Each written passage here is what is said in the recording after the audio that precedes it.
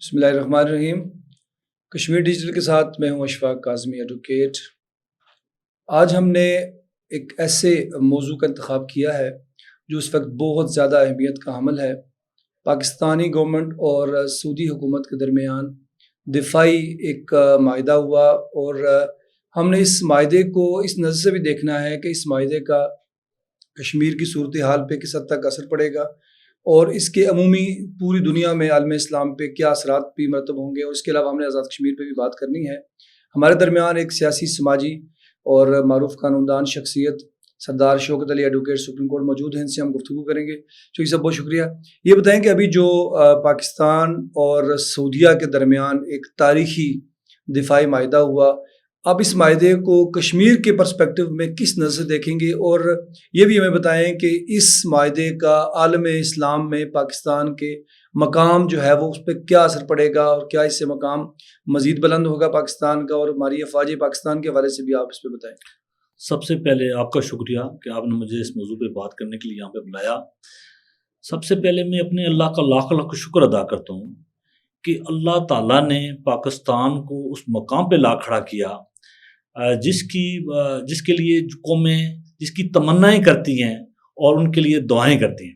آپ دیکھیں کہ جو گزشتہ ماہ جو کچھ ماہ قبل انڈیا کے ساتھ ہماری ایک جنگ شروع ہوئی، جس میں پاکستان نے انڈیا کے رافیل طیاروں سمیت تقریباً 6 طیارے گرائے، اس سے پاکستان کی اہمیت دنیا بھر کے اندر بڑھ گئی، اور پوری بالخصوص امت المسلمہ کی نظریں پاکستان پر جم گئیں کہ الحمدللہ کہ پاکستان کے پاس جدید ٹیکنالوجی ہے، اور پاکستان اتنی اعلیٰ صلاحیتوں کے پاس پاکستان کے پاس فوج ہے، اور پاکستان ایک بہترین لڑاکو ملک جس کو کہہ سکتے ہیں وہ بھی ہے۔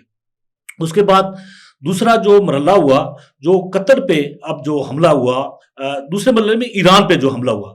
جب ایران پہ جو حملہ ہوا تو اس میں بھی پاکستان کا جو کلیدی کردار رہا، تو وہ بھی نہ صرف دنیا نے سرا، بلکہ جو ایران کی جو پارلیمنٹ ہے اس نے بھی تشکر پاکستان کے نعرہ لگا کر یہ ثابت کر دیا کہ پاکستان ایک ایسا ملک ہے جو تمام اسلامی ممالک کے ساتھ برادرانہ طور پر رہنا پسند کرتا ہے، اور اسلامی ممالک کو پروموٹ کرنا پسند کرتا ہے۔ اس کے بعد پھر اب تیسرا مرحلہ جب آپ قطر پہ آیا، آپ دیکھیں کہ قطر نے امریکہ کو اڈا فراہم کیا، اور دفاعی جو معاہدات تھے وہ امریکہ کے ساتھ تھے۔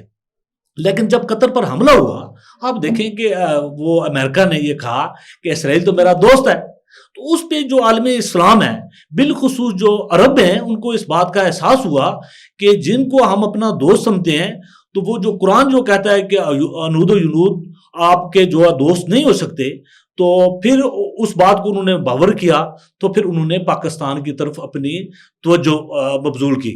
تو پھر جب آپ دیکھیں کہ جس وقت وزیر اعظم پاکستان کا طیارہ جس وقت سعودی عرب کی فضاؤں میں وہ بلند ہوا، جس شاندار طریقے سے انہوں نے اسلام ان کو پروٹوکول دیا، اور پھر جو وہ معاہدہ ہوا، اس وقت مجھے بینگ پاکستانی، مجھے بینگ کشمیری اور پاکستانی ان پر مجھے فخر ہوا کہ الحمدللہ کہ ہم اس قوم میں رہتے ہیں، اس پاکستان میں رہتے ہیں، اس پاکستان کے ساتھ ہمارا رشتہ ہے۔ اب دیکھیں ارمین شریف میں ان کی خالی زیارت کرنے کے لیے یا روزہ رسول کی زیارت کرنے کے لیے یہ مسلمان کی تمنا ہوتی ہے، پوری دنیا کے مسلمانوں کی تمنا ہے کہ ہم کسی طرح وہاں پہ جائیں اور ان پاک جو زیارتیں ان کی زیارت کریں۔ تو اللہ تعالیٰ نے ان دونوں جگہوں کی حفاظت، آپ پاکستانی اور کشمیری، ہم تو ایک قوم ہیں، تو ہمیں سونپی۔ اس سے بڑی دنیا کے اندر کیا ہمارے لیے خوش بختی ہو سکتی۔ دوسری نمبر پہ جو رہا کہ کشمیر پہ اس کا کیا اثر پڑا، آپ نے پھر اس کشمیر کا اثر آپ انڈیا میڈیا جو تھے اس کی چیخوں سے یہ دیکھیں کہ انڈیا میڈیا کس طرح چیخا۔ اس نے کہا کہ یہ تو جب آپ یعنی کہ اگر ہم دوبارہ پاکستان پر حملہ کریں گے تو اس کا مطلب ہے کہ سعودی عرب بھی ہم پہ حملہ کرے گا، اگر ہم سعودی عرب پہ اگر اسرائیل حملہ کرے گا تو اس کا مطلب ہے وہ پاکستان پہ حملہ ہوگا۔ اب کیونکہ اسرائیل کے اور ہمارے درمیان ایک بڑا کافی فاصلہ تھا، لیکن اللہ نے یہ کیا کہ ہم تو اسرائیل کے بالکل بارڈر پہ جا کھڑے ہوئے. اب پوری دنیا کو اس بات کا احساس ہو گیا بھائی یہ تو بالکل کچھ انہونی ہونے جا رہی ہے. تو اس کے بعد آپ دیکھیں تمام عرب ممالک اس وقت کافی سارے عرب ممالک جو ہیں وہ یہ معاہدات دوبارہ وہ بھی کرنا چاہتے ہیں, جس میں آپ سب یہ ایک لازمی بات ہے, ہمیں فخر ہے بحیثیت کشمیری بھی اور بحیثیت پاکستانی بھی کہ ایک بہت اچھا ایک جسچر گیا ہے پوری دنیا میں کہ پاکستان کو حرمین شریفین کی جو ہے وہ حفاظت کا حفاظت تو اللہ نے کرنی, لیکن جو ذریعہ اللہ نے پاکستان کی فوج کو اور پاکستان کی گورنمنٹ کو بنایا. یہ پتہ اس وقت پاکستان میں ایک سیلابی صورتحال بھی ہے اور 30 سے 40 لاکھ لوگ ڈوبے ہوئے ہیں. 2005 میں ہمارے پاس زلزلہ آیا, پاکستانی قوم نے, پاکستان کی عوام نے, حکومت نے, NGOs نے بھرپور ہماری مدد کی, اور ایسی مدد کی کہ جو ہم کبھی بھول ہی نہیں سکتے. لیکن کیا ہمیں بھی ان کی مدد کرنی چاہیے کہ نہیں؟ ہم تو بالکل بے حس ہیں اس معاملے میں. آپ نے بہت خوبصورت بات کی. آپ دیکھیں کہ پاکستان کی جتنی تاجر تنظیمیں تھیں, جتنے پرائیویٹ لوگ تھے, جس وقت زلزلہ ہوا تو آپ نے دیکھا کہ گاڑیوں کا تانتا بن گیا, اور وہ جتنی پوزیشن کے قابل تھے, جتنی جس کی سکت تھی, وہ لے کے ہماری مدد کو پہنچایا. آپ یہ بات ہمارے ان تاجروں سے پوچھیں کہ جو انہوں نے ان کے لیے کیا کیا. آپ ہماری عوام سے بات عوام میں خود ثابت کرنی چاہیے کہ آپ دیکھیں دیر کے اندر کلاؤڈ برسٹ ہوا, وہاں پہ کتنے لوگوں کی شہادتیں ہو گئیں. ہم نے وہاں پہ کیا کردار ادا کیا؟ ہماری عوام نے کیا, ہمارے تاجروں نے کیا کیا.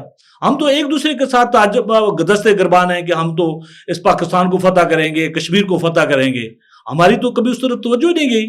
آپ دیکھیں ان پنجابیوں نے جنہوں نے جن کے بچے جو خود جن کی مائیں بہنیں یہاں پہ آ کے انہوں نے سرو کیا, تو ہم نے ان کے لیے کچھ نہیں کیا. اور آپ ہماری جو تاجر تنظیمیں ان کی طرف آپ ذرا غور سے دیکھیں, کہیں ایک سنگل کیمپ, کسی ایک جگہ پہ کیمپ نہیں لگا کہ جو پاکستان کے اندر سیلابی صورت حال ہے, ہمارے بہن بھائی ڈوب گئے, ان کے املاک سب ختم ہو گئی, ان کے لیے رہنے سہنے کے لیے کوئی جگہ نہیں رہی, وہ ٹیلوں پہ جا کے چھپے وہاں پہ رہنے کے لیے. تو وہاں پہ ہمارا کردار منفی رہا. تو بالخصوص ہماری جو تاجر تنظیمیں ان کا اور عوام کا بالعموم ہمارا وہاں پہ کوئی کردار نہیں رہا, جو کہ ہمیں کرنا چاہیے تھا ایک غیرت مند قوم کے طور پہ. اگر ادھار ہی واپس کرتے تو پھر بھی بڑی بات تھی. ہم نے تو ادھار واپس کرنے کے بجائے تو ہم نے تو سنگل بات ان کے متعلق نہیں کی. تو اس وجہ سے ہمارا کیا وجہ ہو سکتی ہے اس کی آخر اتنی بے حسی ہم میں کیوں ہے, جبکہ ہمیں ابھی اتنی پرانی بات بھی نہیں ہے, کوئی صدیوں پرانا قصہ بھی نہیں ہے. چند سال ہوئے ہیں انہوں نے کالے پار سے اتنی ہماری ہیلپ ہوئی, اتنی انہوں نے آؤٹ آف دا وے ہمیں سپورٹ کیا. تو آخر کیا آپ ایک قانون دان بھی ہیں, سیاسی سماجی رہنما بھی ہیں, وجہ کیا ہے سر؟ اس میں آپ دیکھیں کیا کوئی نفرت پیدا کی گئی ہے ہمارے دلوں میں؟ کیا ہوا؟ وہ مسئلہ یہ ہے کہ آپ جو پاکستان ہے, پاکستان ابھی جو آپ نے حالیہ جنگ دیکھی, اگر پاکستان خدا نخواستہ نہ ہوتا, ہم اکیلے ہوتے, ہم تو انڈیا کے پاؤں کے نیچے اس طرح رون دی جاتی جیسے ہاتھی کے پاؤں کے نیچے چمٹی رون دی جاتی ہے. تو ہماری تو اتنی سی سکت ہے. انڈیا جیسی پاورفل ریاست کے وہاں پہ پاکستان کھڑا ہوا, پاکستان نے ان کو, کیونکہ اٹیکس سب سے پہلے کشمیر کے اندر ہوا, لیکن اس کا جواب پاکستان نے دیا, پاکستان کے فورسز کھڑی ہوئی. ہم تو ان کو بھی سلام پیش کرتے ہیں کہ وہ کھڑے ہوئے, انہوں نے کیا.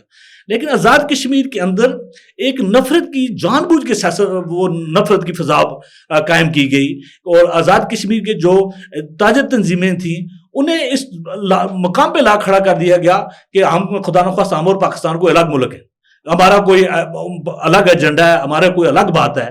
آپ دیکھیں جن لوگوں کو, کیونکہ رائٹ آف جاب جو ہے, مثلا ایک تاجر ہے اس کی ایک اپنی جاب ہے, اس کو وہ جاب کرنی چاہیے. جو سیاستدان ہیں ان کی ایک اپنی جاب ہے, ان کو وہ کرنا چاہیے, کیونکہ قانون سازی اسمبلی کا کام ہے, قانون دانوں کا کام ہے, ان کا کام ہے, یہ ان کو کرنا چاہیے. لیکن ہماری جو ہے کیونکہ کیمسٹری بدل گئی. اب ایک تاجر یہ کہتا ہے کہ مجھے حکمران بنائیں اور میں وہ اس کو ٹھیک ڈرائیو کروں گا, تو اور جو سیاستدان ہیں ان کا رول بیک کریں. آپ ایسا کیسے پاسبل ہوتا تھا؟ ایک بندے نے مثلا لاکھ 2 لاکھ ووٹ لے کر وہ اسمبلی میں ہے, اور ان کے متعلق ہمارے جو تاجر تنظیمیں ہیں ان کے جو نمائندگان ہیں, آپ دیکھیں کیسے القاب استعمال کرتے ہیں. خدا نخواستہ وہ کسی بھی مہذب معاشرے کے اندر کسی بھی پڑھے لکھے شخص سے یہ بات اس کو شوبہ نہیں دیتی کہ وہ ایسی بات کرے. دیکھیں نا, رائٹ آف جاب نہیں ہے, اور ہم نے ان کو, یہ جو گورنمنٹ ہے اس نے ان کو تھوڑا سا سپیس جو دیا, اس سپیس کی وجہ سے وہ بہت آگے بڑھ گئے، اپنے ڈومین سے آگے بڑھ گئے، اور آگے جا کے انہوں نے تو اب گورنمنٹ گرڈ کو چیلنج کرنا شروع کر دیا. تو ان کا جو کام تھا کہ ہم وہ لوگوں کو صاف ستھری اشیاء مہیا کرتے، سستے داموں لوگوں کو چیزیں مہیا کرتی. جو ان کی تنظیمات تھی ان کا یہ مطلب تھا کہ لوگوں کو جو ہے یہ مہنگائی کی جو فضا قائم ہوتی ہے وہ گورنمنٹ کے اور لوگوں کے درمیان ان کا ایک وہ پل کا کردار تھا کہ تاکہ وہ چیزوں کو اپنے اس پہ رکھیں، لوگوں کو سستی چیزیں فراہم کریں. وہ تو اس بات کو چھوڑ کے آپ دیکھیں نا، ایک سبزی منڈی کا تاجر وہ تو سبزی کو نہیں دیکھتا کہ سبزی کا کیا پوزیشن ہے، تو وہ اب تو یہ کہتا ہے کہ مجھے گورنمنٹ مجھے دیں، میں گورنمنٹ چلاؤں. یہ تو آپ کیونکہ یہ اس مرحلے پہ ایسی بات تو نہیں کی جاتی، اس میں تو بڑی زبردست مثال ہے، تو میں تو تھوڑی سی ایسی بات نہیں کروں گا، لیکن انہیں خود اس بات کا سوچنا چاہیے. اب یہ ارباب اختیار جو ہیں اور جو حکومت ہے اس کو بھی سنجیدگی سے سوچنا چاہیے کہ ہم کس طرف جا رہے ہیں. بیٹھیں، آپ ڈائلاگ کریں، ایک دوسرے کے ساتھ بات چیت کریں. اگر خدا نخواستہ وہ یہ سمجھتے ہیں کہ کچھ زیادتی ہو رہی ہے، لوگوں کے ساتھ زیادتی، وہ بیٹھ کے ڈائلاگ کی طرف جائیں، ان کو گورنمنٹ کو انگیج کریں، ان کے ساتھ بات چیت سے مسائل کو حل کریں. اب خدا نخواستہ وہ جو تاجر تنظیمیں اب 29 کو وہ کہہ رہے ہیں کہ ہم یہ کریں گے، ہڑتال کریں گے. اگر کوئی چیز ٹوٹے گی تو وہ کشمیر کی ٹوٹے گی. اگر کوئی نقصان ہوگا تو وہ کشمیر کا ہوگا، وہ پاکستان کا نہیں ہوگا. پاکستان کے لوگ اور پاکستان کی گورنمنٹ تو ہم پہ مہربانی کرتی ہے. اگر یہ جو چیزیں ٹوٹیں گی، یہ جو نقصانات ہوں گے تو یہ کشمیر کے لوگوں کے ہوں گے. مطلب اسمبلی کس کی ہے؟ کشمیر کے لوگوں کی ہے. تو اگر اسمبلی کا کوئی نقصان ہے تو ہمارا نقصان ہے. اگر کسی جو کاروبار رکے گا اس کا نقصان ہے، ہمارا نقصان ہے. ان لوگوں کو بھی چاہیے کہ آپ سیاست ضرور کریں.